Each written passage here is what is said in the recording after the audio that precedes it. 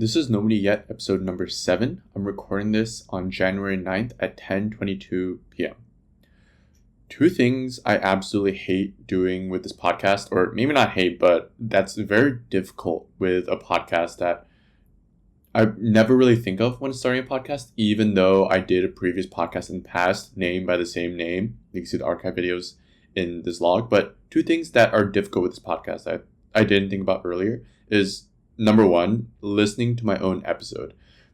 Those are probably the most difficult. There's a good amount of listening that I know I should be doing to my own episode before I release it. So when I'm actually audio mixing the own thing by myself to make sure that the audios are correct and everything's normalized and everything sounds right. But also when it releases, so I can actually hear the final product and use the product that I'm producing to make sure that, well, I would want to listen to my own podcast because I'm creating this for me, and who else will listen to it if I don't even want to listen to it myself? But listening to the own episodes that I produce, there's a sense of pain to it. Part of the pain is definitely associated with just listening to my own voice. That's not something I'm used to yet. My voice sounds much higher in my head than what it actually sounds like out loud. So that is definitely very jarring. But the other side of pain comes from the cynicism. The cynicism of, why am I listening to my own podcast if this is not my main focus? Admittedly, the podcast is definitely not my main focus at this time, nor is it my chief goal to really grow this podcast.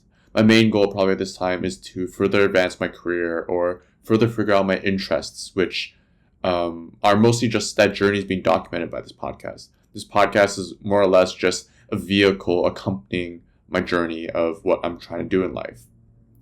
And in that sense, there's the cynicism of, then why should I improve this product I'm pushing out if this product is not something that I'm actually looking to have blow up or grow in a substantial speed or anything like that? If more people listen to this, that's cool, but that's not my primary focus. My primary focus is still documenting my actions. So there's a certain sense of cynicism that comes up in terms of, why do I have to listen to this own thing if I'm not really looking to improve it? And something I constantly have to remind myself is that as much as podcasting is an art, it is also very much a skill, and a skill that could be practiced. And there's many other skills through this podcast that's being expressed, aside from things like audio engineering or cutting or making things engaging. The other thing, for example, is conversation, is being able to, for example, the first episode that I listened to, and even though I did 6 of these already, the first episode that I listened to is my episode with Jack. And me listening to my conversation with Jack, I'm able to pick out some speech patterns for myself that I want to eliminate. I also heard some difference in audio and my speech tone and how it varies over the course of the episode and when I say different things. And maybe that's more of a testament to my audio engineering, but that is also a testament to my speech patterns. And that's something I could correct for as I'm trying to communicate more concisely and more directly, so less of the fluffer as well. There's definitely also a sense of being conversationalist. How good am I in terms of keeping up the conversation and making it feel engaging for the listener, but also very much for me and the guest, like ourselves. We want to have a good conversation and something that we feel happy about. And when we walk away from the conversation, we feel totally pumped that we did and totally love to do it again. So those are all things I'm thinking about when I'm listening to an episode. I'm trying to stave away from the cynicism that I do get. Now, the second thing that's hard about doing a podcast is definitely the loss of interest over time. I think this is similar with pursuing any goal, is that the first couple days or the first week when pursuing the goal feels amazing. It feels like there's this new sudden identity that's being taken on of, I am now, for example, for podcasting, it's like, I am now a podcaster. And because I'm a podcaster, I will be diligent and release these first initial episodes out. And now, whether someone listens to it or not, I don't know, but this is what I'm doing, and I'll post on Instagram and whatever. So there's a sudden novelty of pursuing something new, and that in itself is very seductive. But the difficult part is keeping with it, of course, and everyone knows this with New Year's resolutions, which we'll get to a little bit later, and keeping up with the theme of New Year's. But there's always a question, it seems, that comes up of, why am I doing this? And that seems like a question that's really a make or break in terms of a pursuit in something. It definitely broke a lot of my previous pursuits of, for example, some spurts of working out or to be more specific, some spurts of running. So I would get in a groove of running, and in one of my mid-morning or one of my early morning days when I wake up at 6 to go run before work, there would be a question when I look myself in the mirror and when I start tying my shoelaces of, why am I doing this? And once I feel myself fail to answer that question way too many times, there's a sudden pull of interest away from that pursuit, in this case of running. And slowly, there's a creep of no longer waking up at 6 and no longer being dedicated towards that goal. And maybe in running, that goal was decreasing my time of a mile or of 10 miles or whatever. But there's that cynicism that rises again that also connects to listening to the episode. Why am I doing this? And the answer is always the clearest in the beginning, and it fades over time. And the key is keeping that interest. And the key is remembering that the benefits of doing this long term is not obvious in the short term. That's the whole point of long-term benefits. The things that we commit to, or the things that I commit to specifically, are things that I'm looking for in terms of a long-term yield. If I look at stock prices, for example, on a day-by-day basis, I don't care about the price on a day-by-day or week-by-week. But I probably do care about it in a year-by-year basis or a decade-by-decade basis when I'm actually long-term looking at my portfolio. It is the same thing when pursuit of hobbies. The benefit of doing hobbies on a day-by-day basis is probably not that much. But the benefits of doing it on a longer time horizon, that's where the large benefits and large rewards yield. So it's maintaining interest by trying to remember that the benefits come on long-term commitment and not in terms of just short-term spurts. It's that consistency over intensity that's being prioritized, at least in the beginning. And then once my skill level rises, at least in podcasting or any other skill, that's when intensity rises over time as well. But those are some quick 2 things that I thought about when trying to record more episodes or thinking about guests to bring on for the podcast that I just really want to document, because those just been thinking about my mind so much. But yeah, moving on to New Year's resolutions. So it's 2025. Excited for the new year. New year, new me. There's a lot of things that it feels like I could pursue now. Oftentimes it feels like when there's a new year or a new birthday or something, there's a new regime in which I can now redefine my life with. And I'm sure many other people feel this way as well. That's why New Year's resolutions are so big, and perhaps post-birthday goals as well.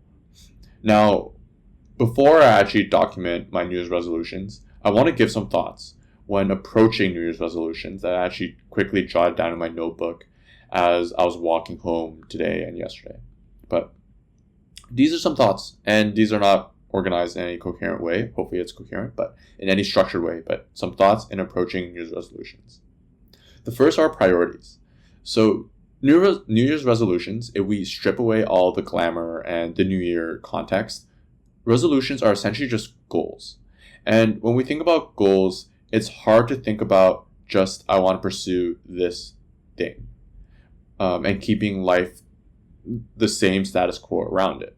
Of course, assuming that the 24 hours are all being used for something, and by definition, they're all being used for something because we're living, it means that to devote more time towards a goal to pursue, and in this case, in New Year's resolutions to pursue, there must be a sacrifice of something else. There must be some give in order to get some take. It's always a give or take. It's always kind of this trade-off that's being played. And this trade-off is painful, right? It kind of starts with the idea of the identity again. In the sense of when I start something, it feels like I'm gaining identity. But when I'm giving something away, there's a feeling of a loss of identity. And this is something I felt last year when I started to prioritize recruitment. So given that the day is 24 hours and I worked around 9 hours in the office and slept around 8 hours, that left me with not a lot of time to prepare for recruitment. If I do quick math, that's 7 hours of free time I could prepare for recruitment on a weekday. And then weekends obviously are a little bit more flexible. But if we break down the 7 hours, there's so many things that I could be doing. I could just be relaxing. I could be prepping. I could be seeing friends. I could be gymming, which was a huge priority back then. Or I could be recruiting and preparing. And to wrap up in recruitment, there needed to be a lot of time invested into things like late code or getting ready for behavioral questions again, and getting ready my recruitment stories. Stories that I tell of why I went to this company or what university was like for me and how that shaped my desires and my next role. But these are all things that need to be prepped, and it took a lot of time to prepare them. So at that time, the only logical choice was pulling away from the gym. I enjoy the gym and I get so much value from it in terms of feeling more confident, liking the look of my body even more, getting that dopamine or serotonin, one of the two chemical releases after a workout. It's just an overall just pure benefit for me. And I love spending an hour and a half is a good spot for me where I'm able to lift heavy weight, rest a good amount between sets, and devote to more intensive exercises, more powerlifting movements.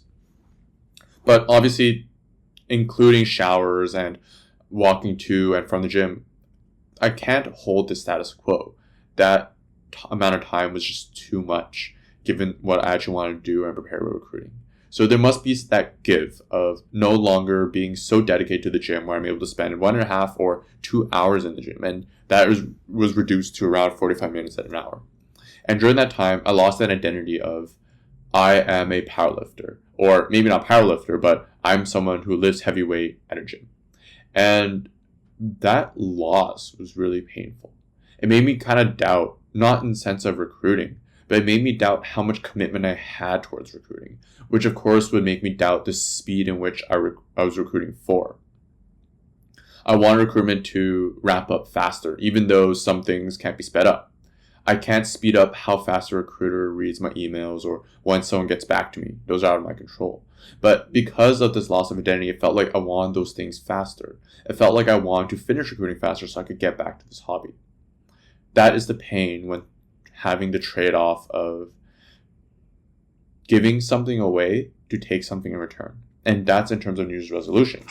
Is given that there's only 24 hours a day, to have something, to have a resolution means that there's something I need to give away as well. And this comes to the idea of focus. And this is something I shamelessly stole from Alex Hormozy's podcast in terms of setting goals.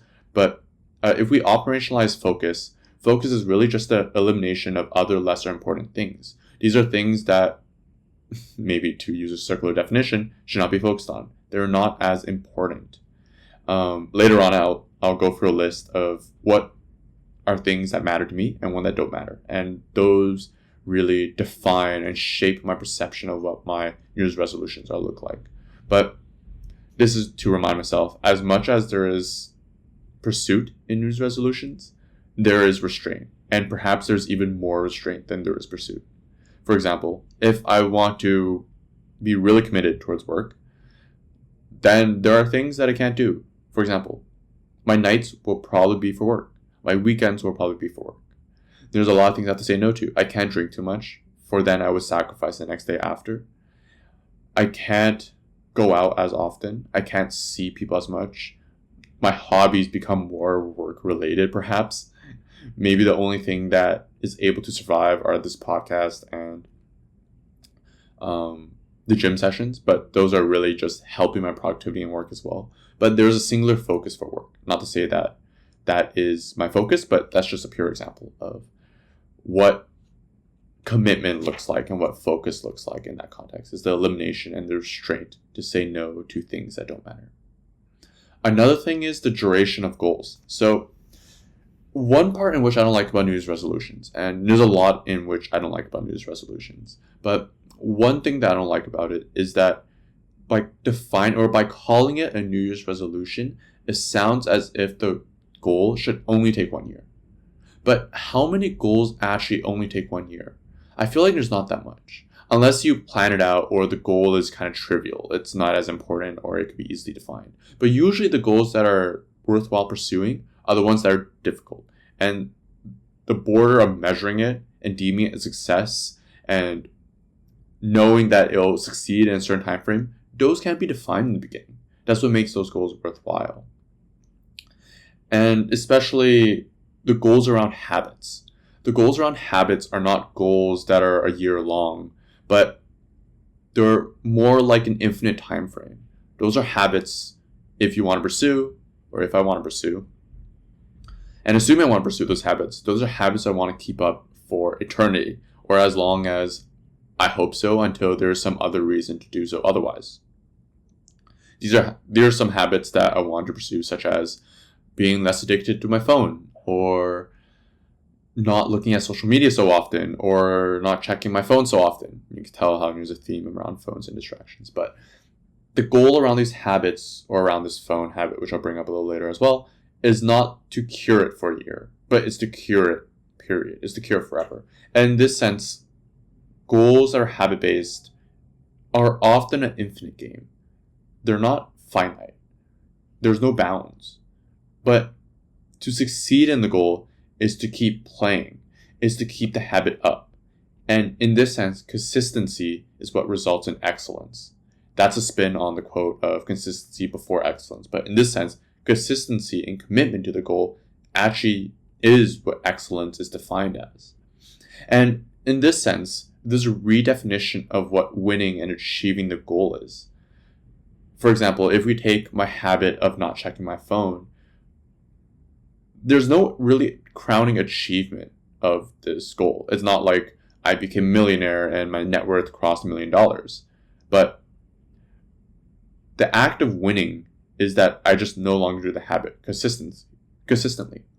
And if I want to take a step further, especially for the habits in which I add something or I remove something,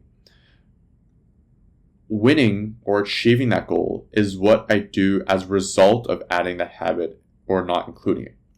The one example is, of course, the one with no distractions. So let's say the goal is no longer being addicted to my phone. If that's the goal, the byproduct of that would be having more time in my day, or more specifically, having more focused time in the day.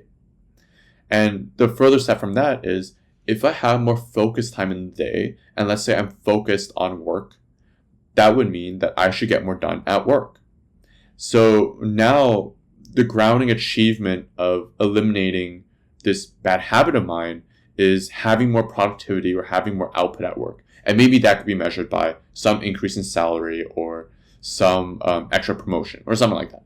But downstream, the whole point of changing habits are not so much such that the habits are changed, but there must be some utility in actually changing the habit. There must be actually some downstream effect. If I stop becoming addicted to my phone, but instead become addicted to, let's say, my computer in replacement, so instead of going to my phone, I just go on my computer and I scroll the same content, then yeah, I guess achieve that goal of not being addicted to my phone. But downstream, there's actually no impact and no positive utility on my life in which I'm actually trying to achieve. And in that sense, it means that this pursuit of this resolution was fruitless. There's no point. I might as well just stay addicted to my phone. Just the same thing of, let's say I get rid of my phone addiction, but there's actually no downstream impact to my life. Maybe I feel a little bit happier, sure, but nothing else. And yeah, maybe that happiness was worth it. But there were probably other goals that I could have achieved or could have focused on that were higher leverage, that were more worth it, versus this one that actually didn't result in any material positive impact in my life. So that's a redefinition of winning, is the consistency, but also just the downstream effect of accomplishment in life, what I'm actually able to do. And in this sense, New Year's resolutions become a little bit more freeing, ironically. Even though the infinite game seems kind of scary of, oh my god, 5 years down the line, I'm not checking my phone. And being a phone addict a little bit, that kind of seems scary, honestly, because what am I going to do with all that time? But in this sense, failing is not the occurrence from just one instance of, let's say, one day or 1 hour I have weakness and I waste some time on the phone, whatever. In this sense, this is not failing because I'm still very much committed towards changing this habit or improving this habit. I've just stepped off track a little bit. This is just a natural volatility that occurs in progress. The most important thing is that I get back on the saddle and try to mitigate the frequency in which those occur. So failing no longer becomes feared. It just becomes a poor data point or a poor conclusion that could easily be righted. It's very much just volatility and could be corrected. It doesn't fundamentally break the pursuit of a goal. Now, I feel like there's those many instances where people, let's say we're trying to lose weight, and they fail for, let's say, a week, or they fail for a day, or maybe they eat too much cake or something like that, and they just give up on the goal entirely. This is kind of rebuttal to that, and just thinking about the goal as an infinite game, and where the goal is to stay in the game and to keep the habit, and not so much of never falling off of it at one time, because you could totally fall off of it and get back on and maintain the habit. So that is the duration of time and the implications there. Now, another point I don't like so much about New Year's resolutions is the fact that it has to happen on New Year. Now, I think that I'm a pretty goal-driven person in the sense that I'm always looking to improve myself in some dimension of my life. And New Year's resolutions, in this sense, increases the time span in which I can commit to something. Or maybe not increase the time span, sorry. It marks a time where I could actually do this. And that is very detrimental. For example, if I'm pushing towards something and I realize, hey, maybe it would be better if I get rid of my phone habit or something, and let's say it's October. There is a part of me that thinks, well, I could just push getting rid of this phone habit to the new year, and it'll be a good New Year's resolution that I could commit to, and I could tell all my friends, and it'll be a good kind of table conversation. But if there's utility in solving that habit, then wouldn't it just be better to start in October, to have that urgency to start as soon as possible? I believe New Year's resolutions should have a sense of urgency. They shouldn't need to start on January 1st, but they should start whenever it is deemed worthwhile to pursue, which of course could be any time of year. Perhaps this is just me railing against procrastination. It's something that I hate seeing in myself, but there is the sense of urgency around New Year's resolutions and starting them immediately and not waiting for the new year. Now, something to end off with in terms of New Year's resolutions is operationalizing. So I remember when I was smaller, a lot of my resolutions would be really, really wishy-washy. One resolution that I often had every year in high school and in university, and even a little bit now, is the resolution of I want to be more confident. And that would just be it. I'll write that in my notebook, or I'll tell that to myself whenever the clock hit midnight on December 31st to become January 1st in the new year. I'll just tell myself, I want to be more confident this year. And alas, the year would pass, and maybe I'm a little bit more confident, but I'm still shy at parties or when I meet new people. I have not become more confident. Now, while the goal in itself, I want to be more confident, may be a good goal, the problem is not so much the goal, but the failure in operationalizing what that actually means. What does it actually mean to be more confident? Maybe it means being able to look at people in their eyes and talk to them. Maybe it means being able to talk to anyone, no matter what stranger or how friendly they are. Maybe it means some things that I have to do on my end to actually make myself more confident so that I could project those actions to other people. Now, in this sense, it's a question of, okay, I want to be more confident. Now, how can I actually go about to make myself more confident with some actual physical action that I could ground myself in? Some examples could be, I could go to the gym and lose weight and look physically better, or at least with my clothes off. And in that sense, I feel more confident with myself presenting myself to strangers, of course, with my clothes on, but feeling myself as more fit and therefore more able to look at people when I speak to them. Maybe another one is finally getting a perm, something that I've been needing to doing. As if you're watching a video, you're just seeing me brush my hair back and forth because it's super long and I need a perm. But that could be another form of operationalizing what confidence means and how to actually achieve confidence in terms of a goal standpoint.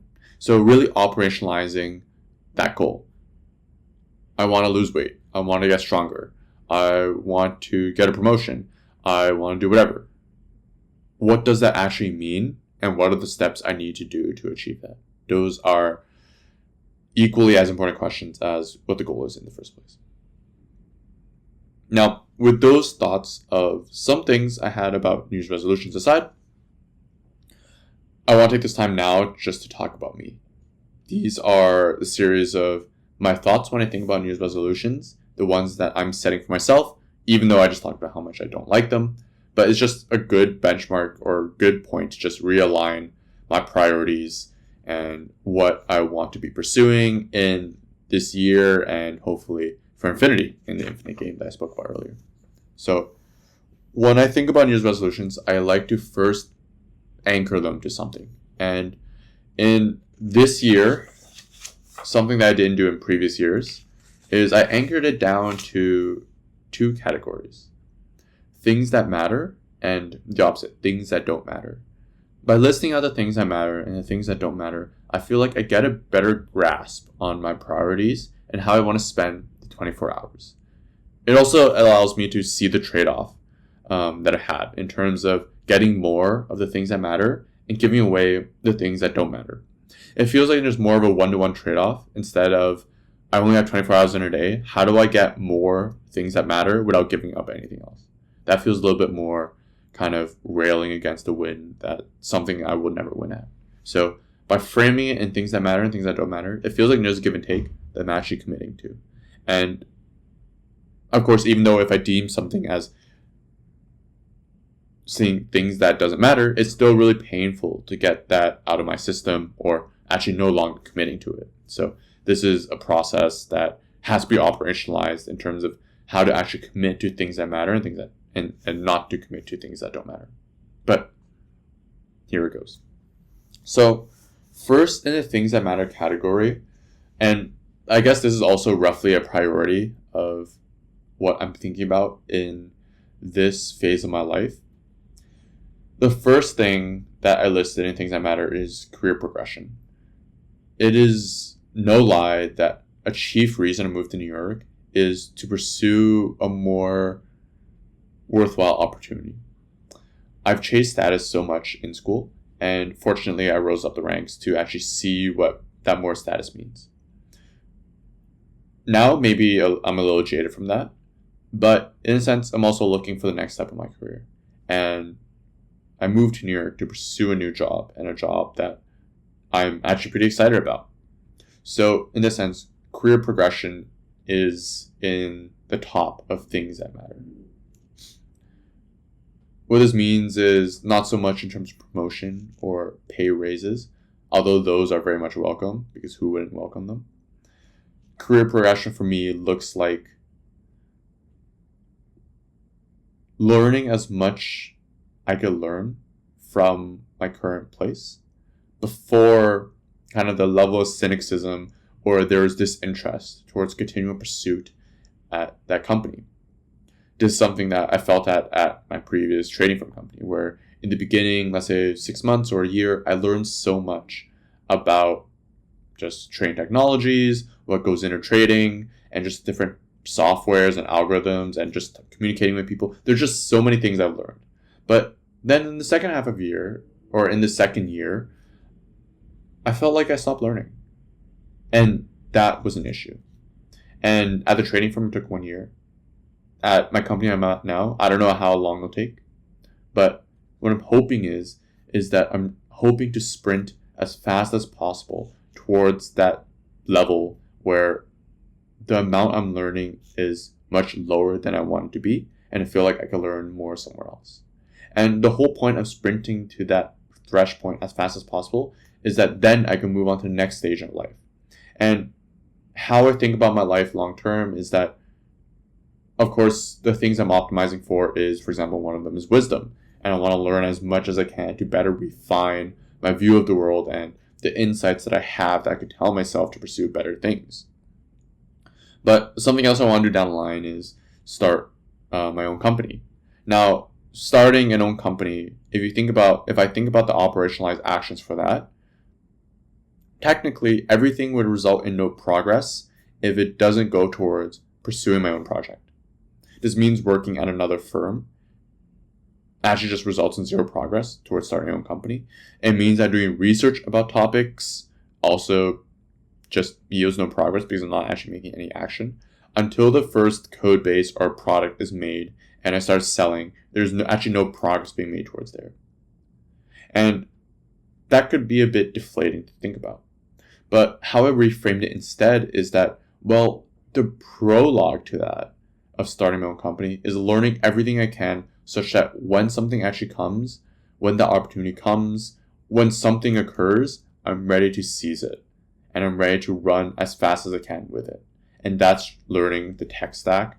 That's talking to different people. And that's getting used to working in uncertainty. Something that I'm able to get a lot now at my current company. So very happy about that. But chief at the top of things that matter is career progression.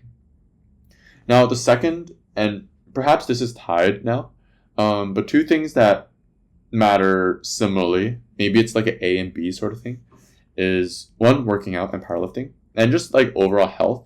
And the second one is quality friends. So first, in terms of working out and powerlifting, so it is no lie that for me, I found a huge amount of confidence as a kid when I first started going to the gym.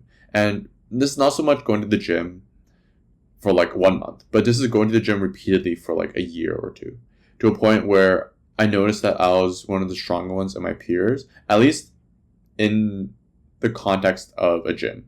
I definitely was still much shorter than everyone else as everyone else hit their growth spurts and things like that. But it felt like I was able to bench more or squat more than other people at that age. And I wasn't even that strong. It just felt like I was able to do a little bit more.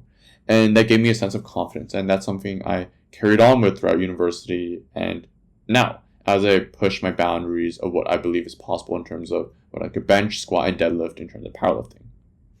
So working out is very much there. It helps anchor everything else. It helps anchor career progression.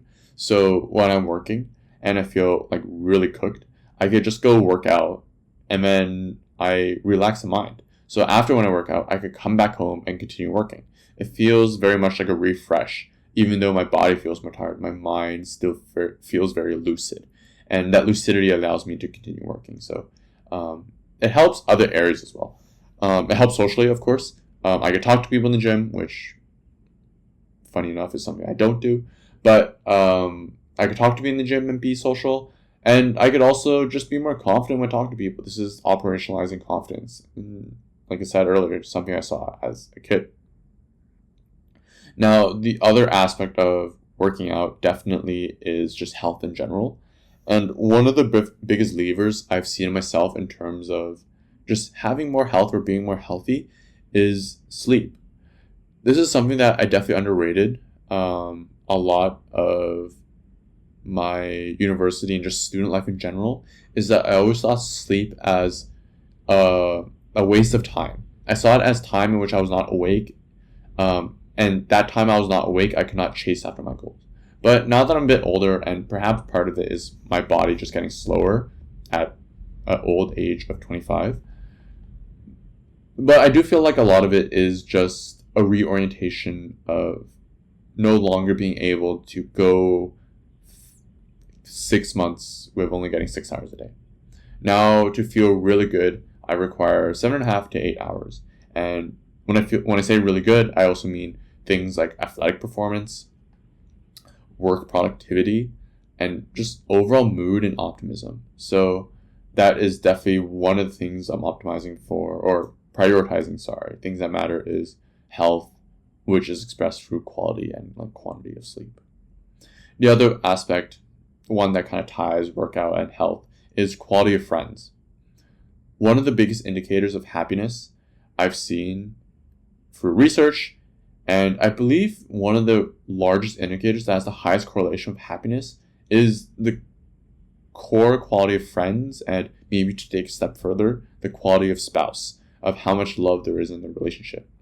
Now, for me, in terms of friends, this is something that I don't want to say I completely neglected, but that I didn't really invest so much into in my previous 2 years. I still had the quality friends, a lot from high school and university and from my job, but I didn't do the things, or I didn't spend the time with them that I wish I could have. And this could be as simple as like reaching out to like call. That's not something I do very often, of just like hitting someone up to FaceTime for like 2 hours.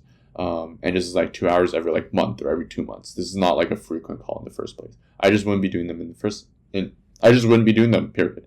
And I feel like I could just improve my quality of relationships with those people, and not even just those people, but improve my mood and optimism afterwards as well. I feel so much better after talking to my friends. So it's improving my connection with them, improving my happiness, improving my mood, by focusing on investing more time in quality friends, ideally in person, but if it has to be done through call or through other means. This also means the pursuit of more play. For example, like going on vacation more with people who I'm close with. I see that kind of as play and not committing or not kind of making progress towards my career or fitness or anything like that. So it's just like enjoying life and having fun in my 20s when I still don't have the responsibility and I still have the energy to do so. Now, the next priority on things that matter is quantity of friends. So we're talking about quality, which is more focused on depth. I don't really care how many quality friends I have. I just definitely care I have a solid group of a couple that I'm really tight with and I can share anything with. Now, why I'm also valuing quantity is that one lesson I learned in previous years is that you can have friends for different reasons. And I wasn't really good at grappling with that idea. I wanted the stereotypical like YouTuber friends who a lot of YouTube creators have friends on their channels, and those friends are the people that they do business with, they do YouTube with, they hang out with, they just do everything with those people. And that is something I wanted so much as a kid because I saw it online so much in these YouTubers, people who I idolized at the time. And that made me push myself away from just cool people that I could probably just talk to casually. I don't have to talk about existential stuff with those people, nor should I. I should just enjoy my life and just have fun, you know? So that is the quantity of friends, just meeting more people. And maybe friends is a loose term for it. So maybe acquaintance is more appropriate. So a quantity of acquaintances. So just talk to different people, learning about different people, learning about different experiences, seeing how different people talk. And in that sense, also just practicing being more social and just being more confident. I talked about operationalizing confidence. There's also definitely the practice of being more confident. And that practice comes out by just meeting more people. And yeah, that's it. There's nothing super kind of difficult about confidence in that sense. So, quantity of friends. So those are the things that matter. Now, in terms of things that don't matter, so I alluded to this heavily enough in the previous section of a lot of it is in terms of like around my phone or entertainment, but things that don't matter. And I guess these are not really ordered. They just don't matter. So who cares? I want to ideally throw all of them away. So the first thing that doesn't matter is social media. Now, I've never been really big on social media immediately. Like, I don't use Facebook. I've never been on TikTok. I don't use Snapchat anymore. The one I probably use the most frequent is Instagram. And perhaps that's just a wired activity that I'm just used to picking up my phone and clicking the IG app. Even though I don't scroll on it, I just click it and immediately like remove myself from it. But for me, social media comes in a form of YouTube. Things like Twitch or like Reddit. Things that I just passively engage in that is just there. And when I'm bored, I just like would go to YouTube and just watch people play games. Something that I've did ever since I was a kid. I would just watch professional gamers or just people play walkthroughs of like my favorite games as a kid, or like games I couldn't play as a kid. And I love doing that. And that carries on towards my time now. And while that seems okay in a vacuum, for me, where it becomes a really big problem is that when I do these things while doing other tasks. So I'm also a true believer of like multitasking is like not good. It is ideal to have focus in accomplishing a certain task, no matter that task is like work related or even just like logistics. Like I want to find a hotel to book for my vacation. It's much better to deep work that and just focus on that versus doing that and doing like several other things. And the several other things I would be doing is like around watching YouTube and watching Twitch and things like this. And overall, I found that these would just distract my progress anyways. I just found myself not doing what I should be doing. And It's not even work or like cooking. It could be things like I wouldn't be cooking, or I'll be cooking slower. I would, if I'm watching YouTube when I'm brushing my teeth, I would like brush my teeth for like 10 minutes and not like just the 2 minutes I should be doing it for. So I just find myself elongating the activity that I should be finishing up pretty quickly. So that is some logic that I'm trying to reason to myself of why I should not be watching YouTube or going on Twitch and going on Reddit. And maybe to dig a deep further as well, when thinking about things that matter, I think about things that I'm going to look back a year from now and think, or like a decade from now and think, wow, I'm very happy I did that. With all the social media, immediately, I started this New Year, so I stopped watching YouTube a little bit before New Year's, but admittedly, like, I don't remember any like video that I watched ever. Even though like I consumed so much content. I don't remember any highlights from any of the live streams that I watched either of people playing games. I don't remember of like any post on Reddit that I thought was like particularly funny. Like ever at all. Even though I thought it was hilarious at the time as I was reading them and consuming that content. And this is all to say that now, if it's been only like a week or like a week and a half out from when I first like started actively using those sites or like watching those videos, and I still can't remember what's going on, then that just shows how insignificant those things are. So more or less, that's just evidence of why I should not pursue social media and why that doesn't matter. Of social media, in my definition. Another thing that doesn't matter for me is just playing games. So social media is one sense of like passively engaging with games. For me, another thing I need to just wholeheartedly eliminate is just gaming in general.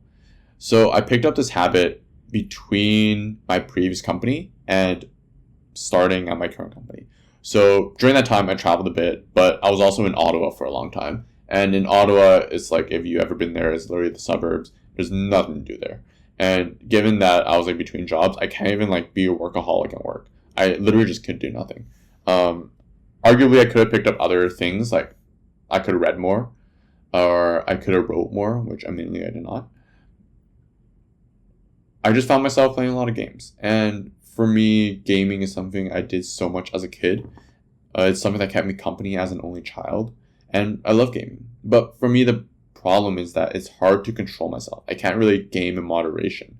I remember as a kid, I would wake up before my parents were up. So I would wake up at like 5 or 6 to go play until they finally woke up at 10. And we would eat breakfast. But I would get kind of that session in before they woke up. And that gene, the gaming gene, is very much still in me, even though I sworn off gaming in grade 10, at the end of grade 10, to first grind the SATs and ACTs, and then I didn't play games at all in university. So even though it came back a little bit, it's something that I still despise in myself, that I just don't like. And obviously, like, there's no utility in games. Like, yeah, sure, it could relax me, but there's definitely other avenues in terms of relaxation, such as going out with friends or reading a good fiction book. There's definitely other value. And again, when I use the benchmark of, do I remember what games I played and what happened during the games and the feeling I felt while playing the game a week from now when I started playing, the answer is always no. Even if you like shorten the week to like a day, the answer is always no. Usually when I put out a game, it's not the feeling of happiness. Sometimes there is. But usually it's the feeling of like regret that I just spent the past like 4 hours or like 3 hours playing games. So that is something that doesn't matter and that I should eliminate again. Another one, I mentioned this a lot previously, but is the overall addiction to the phone. So an action pattern that I often find myself going to is when I'm waiting for something. For example, I'm waiting for code to run, or I'm waiting like for water to boil. I would just consciously or like unconsciously go pick up my phone and start scrolling random things or things that don't matter. And while technically I'm like waiting for something, so this is like time I could burn, the method in which I'm burning the time is not optimal. Or it's not even not optimal, it's just not ideal. Because sometimes I continue scrolling my phone even though my code finished running, or the water finished boiling, or the thing that I'm waiting for just finishes. And I'm just wasting more time now just on my phone. And it feels like there's this sense of anxiety of like not checking my phone often enough. and like not looking at the notifications or like the new news on like Wall Street Journal that I just often find myself refreshing too often. So it's just cutting that overall addiction to my phone, and it's getting used to being more boring. Or being more bored. Sorry, not boring. Hopefully I'm not that bored. But it's being more comfortable with the feeling of being more bored. This is kind of a continual idea from my conversation with June of living more in the moment. Being more in the moment as I boil water or waiting for code to run might sound a bit stupid, but it is kind of that living in the moment and being bored that would help the habit of productivity and focus a little bit more. Because focus is very much just eliminating all distractions and continual pursuit on that one thing that actually matters. Another thing that doesn't matter, and this one pains me, is thoughts that don't result in action. So maybe that you could suspect already that I think a lot. But out of all my thoughts, let's say I have 100 thoughts, perhaps only like 5 of them result in action, which would mean that the remaining 95 thoughts or 95% don't really have any utility, since I would have a thought or have an insight, but it wouldn't actually translate into action. And if it doesn't translate into action and it doesn't actually shape the reality of my life or the method in which I think, then that thought is very much wasted, no matter how good that thought was initially. So in that sense, thoughts that don't result in action don't have any utility, and they don't matter by definition. Another thing that doesn't matter are opinions from mediocre people or people who don't have the same goal alignment as me. Now, this is something I had to grip with over time, over high school, university, work, and it's hearing a lot of different opinions from people who may be mediocre. I'm not pointing to anyone specifically, but just overall hearing things from people who may be mediocre or people who just don't have the same goal alignment as I do or things I'm optimizing for as I do. And if I'm not trying to be mediocre, because I'm definitely trying to pursue excellence in my own definition, which does not align with the mediocre qualities of society. So if I'm not trying to pursue what average is or what mediocre is, and I don't have goal alignment with people who are advising me to do certain things, then those opinions don't matter, and I should ignore them completely. They just don't matter because they don't have the context I'm working with, and they also are not pursuing the things that I would like to be pursuing.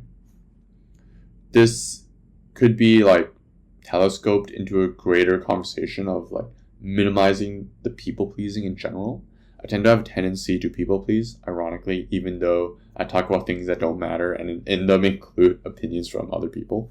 But I do tend to people please a lot, and that's also something I want to stop doing as often, and what I deem don't matter as much, because I'm sure a lot of the anxiety that I have or the judgment I think people cast upon me are more or less imaginary.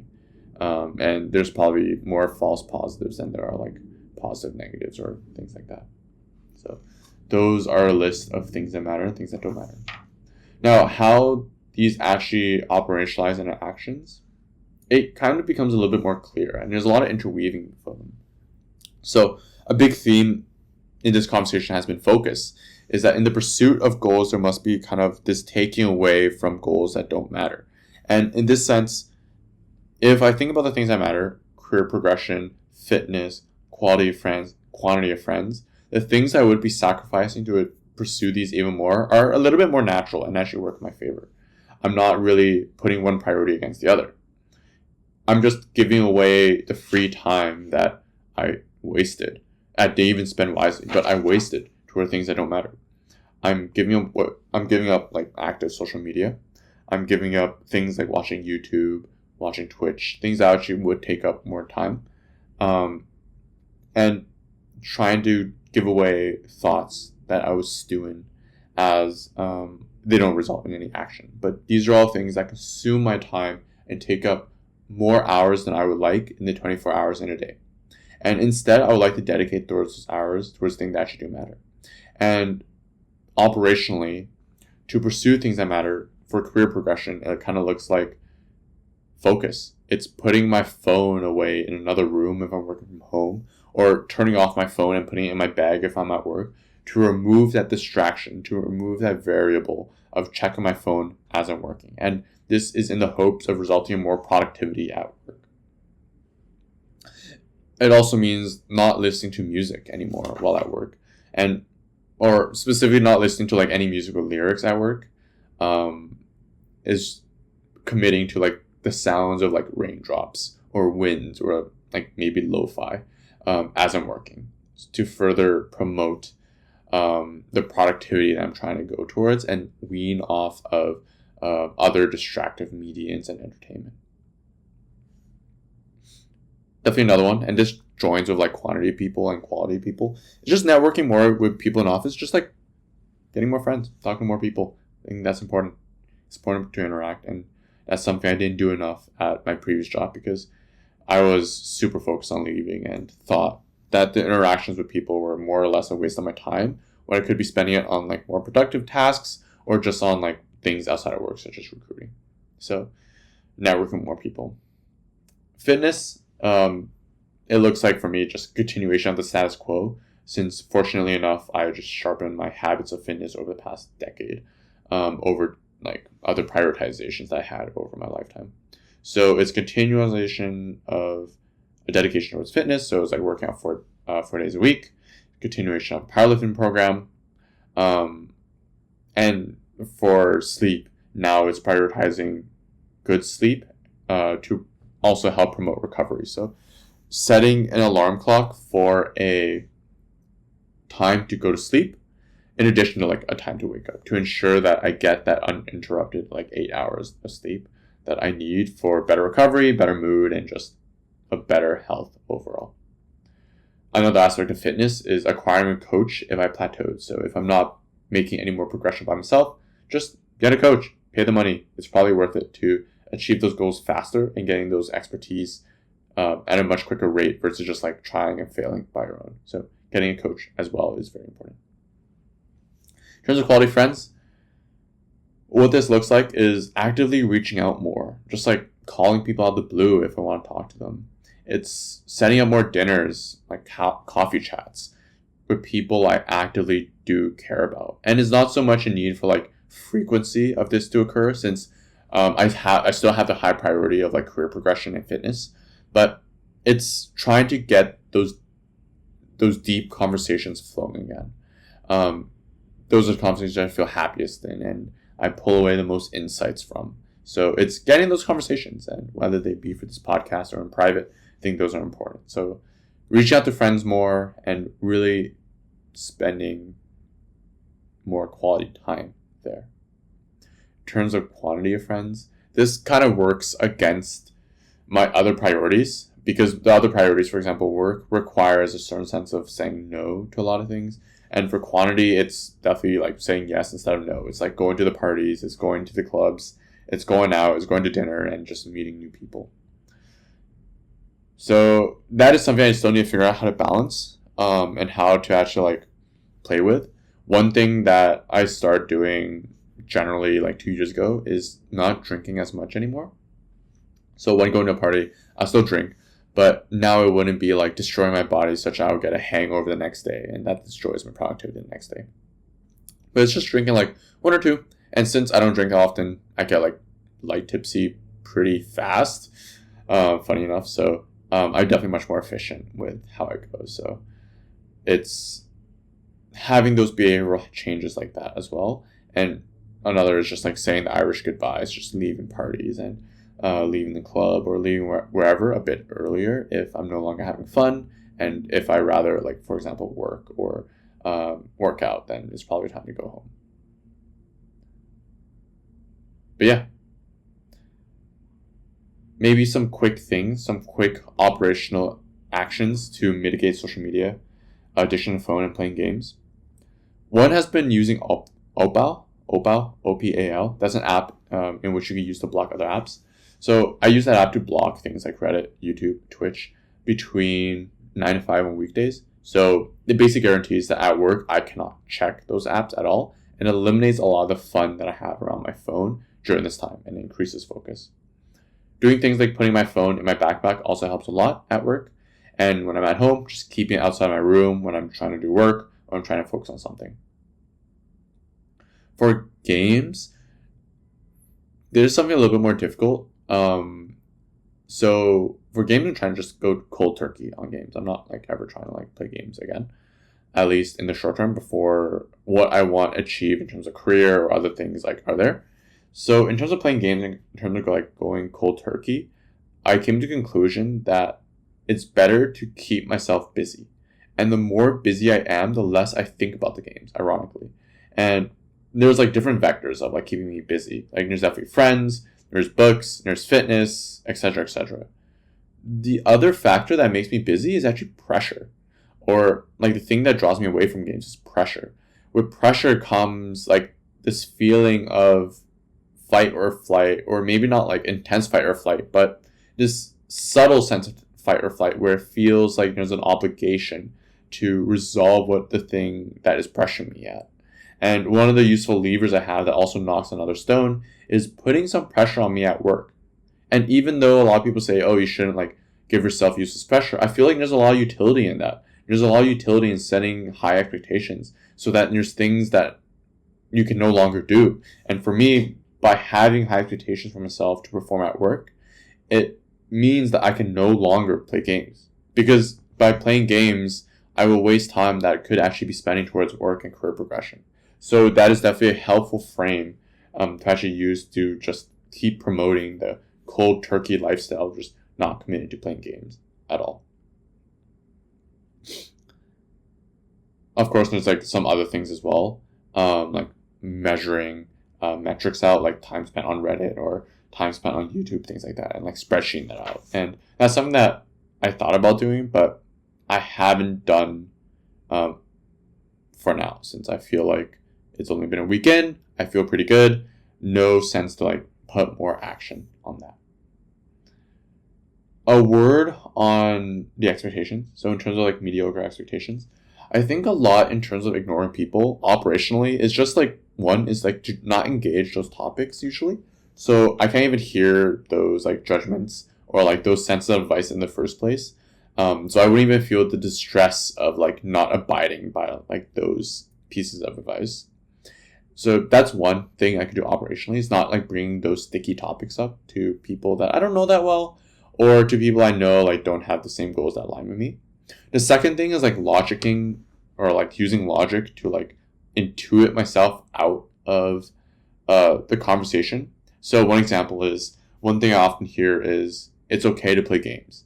And while I know that playing games in moderation is probably, there's nothing wrong with that, for me, my rebuttal is, well, maybe it is okay to play games, but it just turns out that I'm an addict that just could play for an entire day. So no, I will not play games, period. So it's using that intuition and logic to kind of argue against that. But yeah, that has been a series of some thoughts I had on the podcast, some thoughts I had on New Year's resolutions, and my own approach of setting things that matter, setting things that don't matter, and operationalizing the pursuit of things that matter and the avoidance of things that don't. So, that said, these will be things that I'll probably revisit over the course of the year to see if I kept up with my New Year's resolutions or with my goals. So that would be exciting to see later on. But yeah, that's it. See you next week.